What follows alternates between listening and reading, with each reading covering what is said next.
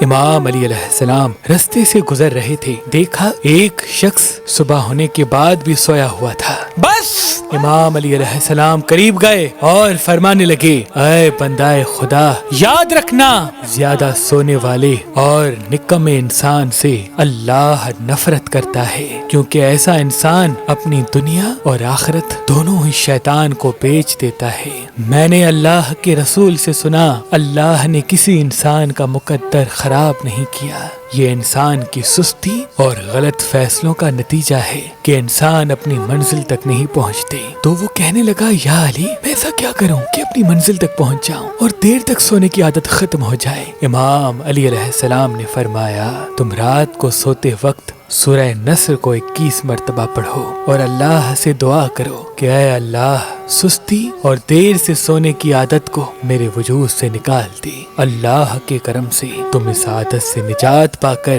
کامیابی و فراوانی تک پہنچ جاؤ گے۔ کامیابی و فراوانی تک پہنچ جاؤ گے۔ کامیابی و فراوانی تک پہنچ جاؤ گے۔